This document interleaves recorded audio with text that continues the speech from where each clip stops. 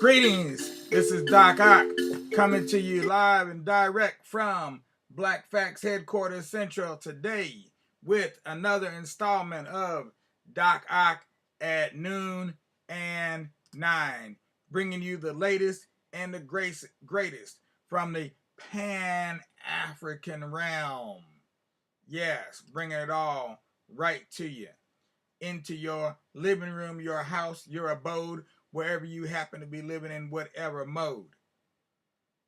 Before we get started, let me remind you to do a couple little housekeeping chores. Number one, if you're watching on Facebook, give us a like. If you're on the tube, go ahead, give us a thumbs up. And no matter which platform you're watching us on, recorded or not, please go ahead and spread the word far and wide about what we're doing right here, because we would like everybody to be able to take that same ride you're taking and put a little more glide in their stride. Absolutely. Meanwhile, before we get started, we continue on with the story of Sheba and Solomon. Let's go ahead and do our proverb of the day. Proverb of the day comes from the nation of Cameroon, Cameroonian proverb, and it goes like this. She is like a road, pretty but crooked. Ooh. Now there's something to think about. Okay? She is like a road, pretty but crooked. Well, that ought to give some of y'all pause for the cause.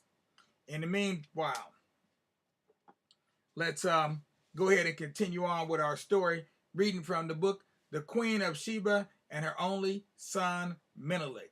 This is one of those old books, E.A. Wallace Budge, vintage 1932, if I'm not mistaken. So this book, yeah, because it's MCM XXXII. So that's 1,000, and then you take 100 away from 1,000, you get 900, then plus 30, and then 2. All right? So 1932 vintage, E.A. Wallace Budge, The Queen of Sheba and Her Only Son Menelik, published by none other than Oxford University Press. So we're going to pick up on section 24. I'm not sure what they call these little divisions here, but they got a whole bunch of them now. And I guess they're like, yeah, they're like sections. They're not paragraphs because they're not numbering every last paragraph, but they're definitely sections in there. Maybe they are by paragraphs. Yeah, maybe that is how they are. They're just about like by paragraphs. Okay, so paragraph number 24. So we're in chapter, what did it say here? Here we go. We're in the chapter, The Glory of the Kings, Glory of Kings. Okay, and reading about the Queen of Sheba. I'm putting on my glasses because the print is very tiny. And I'm also going to go ahead and start our slideshow up. Now, sometimes you may think, wow, you know, he's showing us the same slides over and over and over again. And repetition is good. It helps with the memory. So there are some slides you will see more than one time. However, I mix them up every single time, and there is a method to my madness. For one thing, the first slide you see right here today, this one is not of the Queen of Sheba, because we don't have any depictions really of her that are contemporaneous or even close to contemporaneous from Ethiopia. But we do have some of the Kandakis, and the Kandakis were female rulers of nations in that same area. I believe the nation of Axum. So the Kandakis would be very similar to the Queen of Sheba. And you notice the physical form of this Kandaki right here is nothing like the way that they depict the Queen of Sheba in the movies that we've been seeing around here, or the plays, or anything like that. All right, their idea of what a woman should look like or does look like is very different. So just want to make that note before we get this show on the road. Let me make sure. Yep, I got it working here. All right. And the queen said unto, how the queen made ready to set out on her journey. And the queen said unto them, hearken, O ye who are my people, and give ye ear to my words. For I desire wisdom, and my heart seeketh to find understanding. I am smitten with the love of wisdom, and I am constrained by the cords of understanding.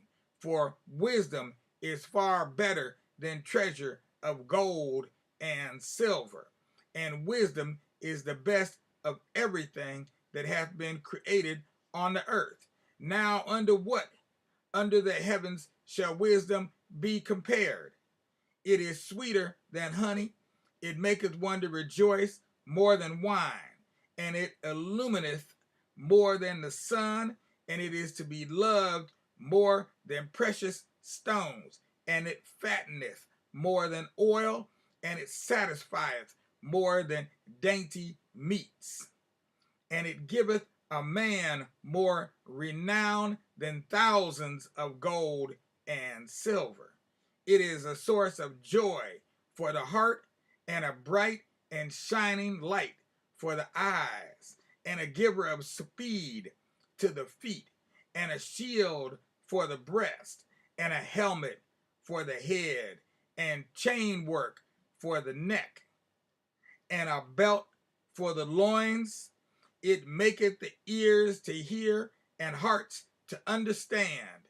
It is a teacher of those who are learned, and it is a consoler of those who are discreet and prudent. And it giveth fame to those who seek after it. And as for a kingdom, it cannot stand without wisdom, and riches cannot be preserved without wisdom. The foot cannot keep the place wherein it had set itself without wisdom, and without wisdom that which the tongue speaketh is not acceptable. Wisdom is the best of all treasures. He who heapeth up gold and silver doeth so to no profit without wisdom. But he who heapeth up wisdom, no man can filch it from his heart. That which fools heap up, the wise consume. And because of the wickedness of those who do evil, the righteous are praised.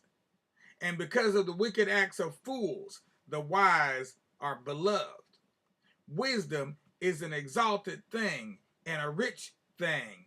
I will love her like a mother, and she shall embrace me like her child. I will follow the footprints of wisdom, and she shall protect me forever. For I will follow her footprints, and she shall not cast me away. I will lean upon her, and she shall be unto me a wall of adamant. I will seek asylum with her, and she shall be unto me power and strength. I will rejoice in her. Let us love her, and she will not withdraw herself from us. Let us pursue her, and we shall overtake her. Let us ask, and we shall receive, and let us turn our hearts to her, so that we may never forget her. If we remember her, she will have us in remembrance, and in connection with fools. Thou shalt not remember wisdom, for they do not hold her in honor, and she does not love them. The honoring of wisdom is the honoring of the wise man, and love the wise man, and withdraw not thyself from him. And by the sight of him thou shalt become wise. Hearken to the utterance of his mouth, so that thou mayest become like unto him. Watch the place whereon he hath set his foot, and leave him not, so that thou mayest receive the remainder of his wisdom. And I love him merely on hearing concerning him, and without seeing him. And the whole story of him that hath been told me is to me as the desire of my heart, and like water to the thirsty man. And her nobles and her slaves and her handmaidens and her counselors answered and said unto her, O our lady, as for wisdom, it is not lacking in thee, and it is because of thy wisdom that thou lovest wisdom. And as for us, if thou goest, we will go with thee, and if thou sittest down, we will sit down with thee. Our death shall be with thy death, and our life with thy life. Then the queen made ready to set out on her journey with great pomp and majesty, and with great equipment and many preparations.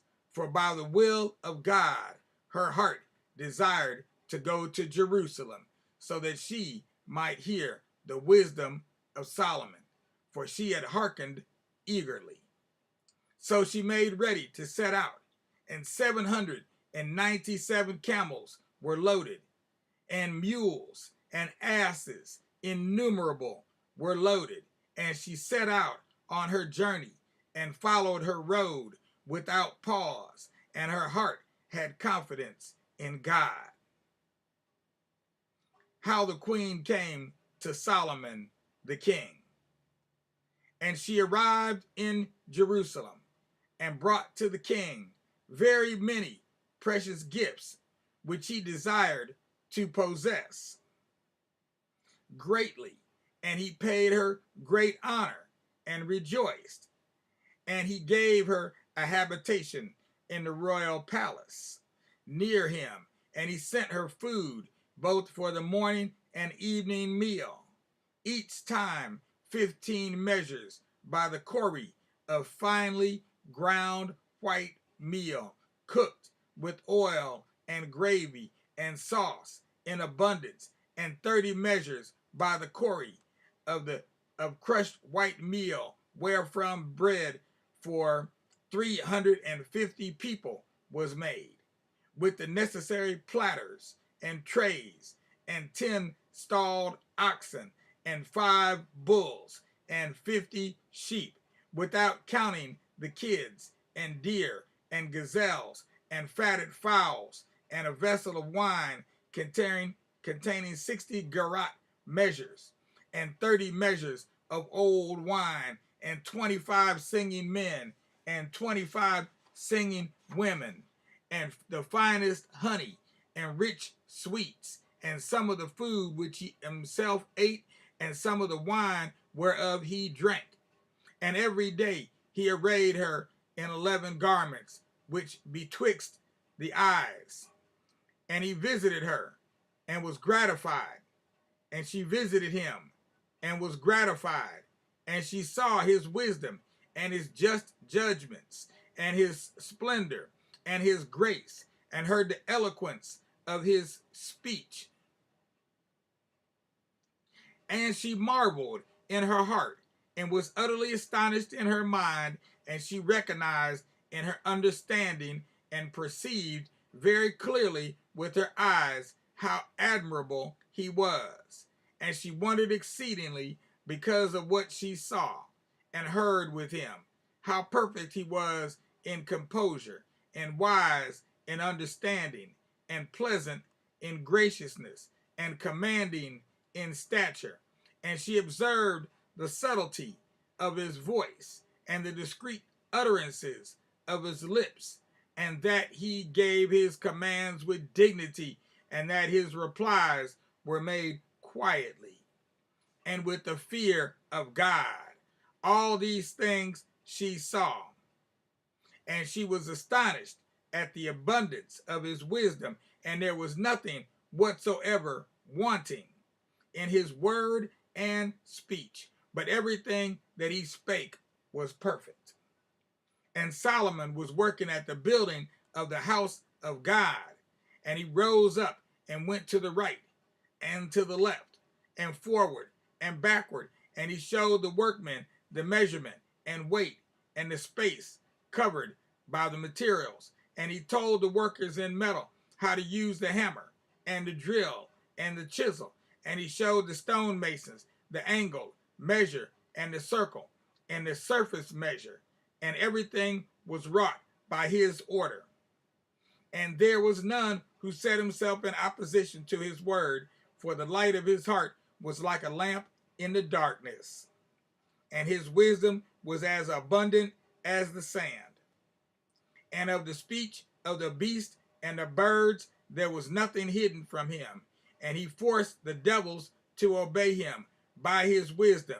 And he did everything by means of the skill which God gave him when he made supplication to him. For he did not ask for victory over his enemy.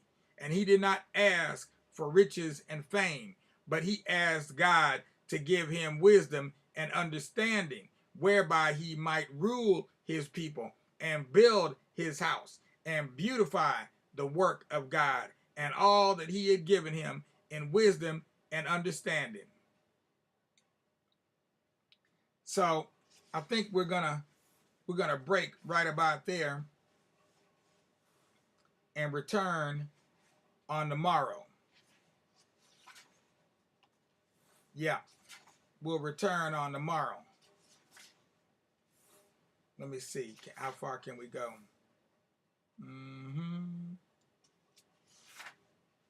Okay. Yeah, we might go into overtime this weekend. We'll have to see, because I do want to read. I would like to be able to finish this particular story, but I see we've got quite a ways to go. It's a pretty involved, lengthy story. All right, and the reason I wanted to read this in the first place is because most people, the only the only story that they have of the Queen of Sheba and Solomon comes from the Bible, and it's very short. It's in a form of some type of poetic prose. It's not really so there's no real details or anything like that. But the Ethiopian version that we're reading today has plenty of details and gives you a much deeper understanding of who Solomon was, who Sheba was, and what their encounter meant historically all the way through to the present, because the reverberations of their encounter have lasted all the way through time. And it's not about the sex, okay? Yeah, that played a role, but that was not the main focus of the whole piece. And it's not a love story. It's way more than a love story, unless you want to talk about a love of wisdom, because obviously you can see here from what we just read, the queen was enthralled by wisdom, the idea of wisdom in any man who seemed to be wise. All right, so meanwhile, we're going to go ahead and close this out for today. We'll be back tonight at 9. Look for us then, because our show is going to be good. Matter of fact, it'll be fine as wine in the summertime.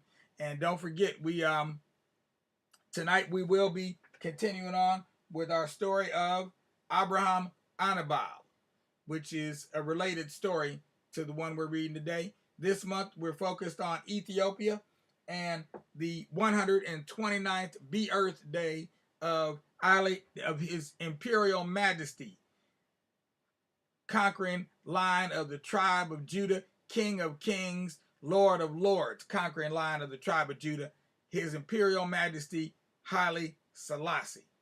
Just had to get his name right, because he does have titles that need to go in front of his name. Just so you know who we're talking about. And all of that relates all the way back to this story of Solomon and Sheba, which is why we're going over this in the first place.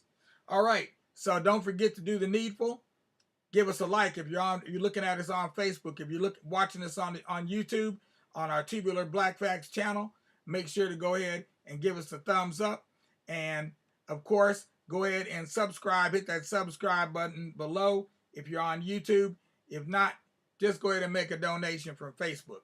You can do that as well. You know how to do it. Go to notifications if you're on your mobile. Go to your right below each live stream. You'll see in the description area a link on YouTube and on Facebook. And that'll take you to where you can make your donations. Peace out without a doubt. Of course, with justice, because anything less disgusts us. And we don't like being disgusted, even though we do like being discussed. Peace out without a doubt.